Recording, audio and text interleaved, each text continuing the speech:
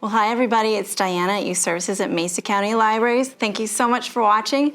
Today I'm going to show you how to make two different types of shadow puppets. We're going to make a stick shadow puppet, and we're also going to learn how to do hand shadow puppets. And we're going to follow up with learning how to make your own shadow puppet stage. So let's get started.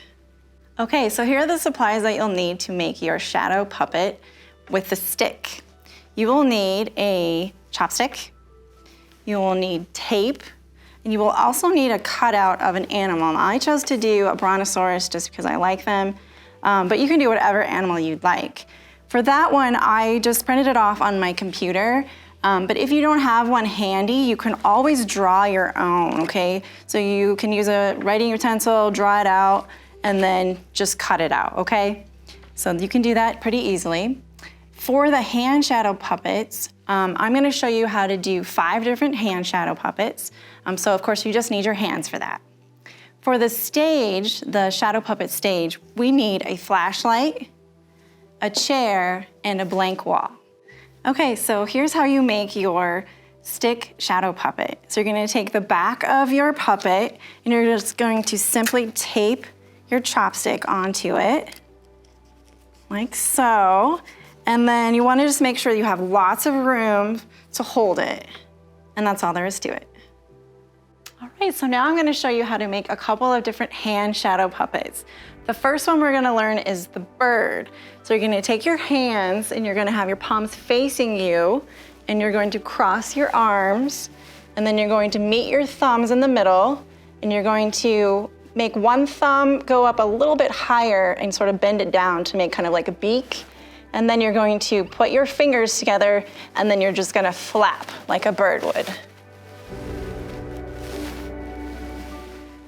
Okay, that's the bird. All right, so now let's learn how to do the crab.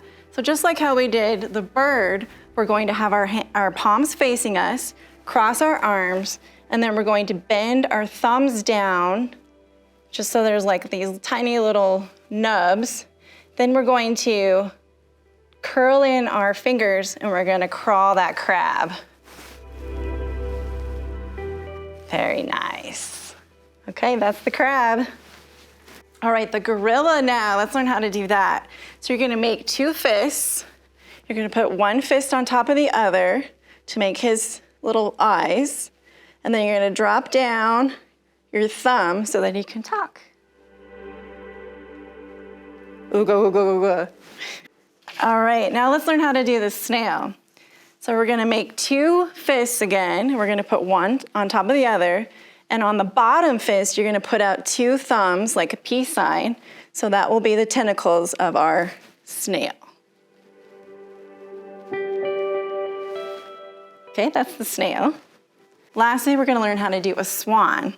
So you're gonna put out one arm and kind of put out, like kind of bend your arm and make the neck and the head, and then you're going to fan out your hand and kind of put it towards your shoulder. So that will be its feathers. And that's the swan.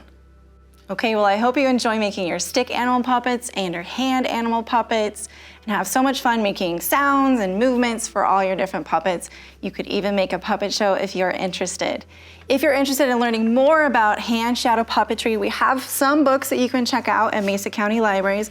This one in particular is called Shadow Theater. It shows you how to do the stick puppets and the hand puppets, which is pretty fun.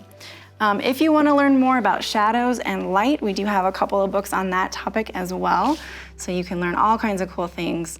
Anyway, take care, and we will see you next time. Bye.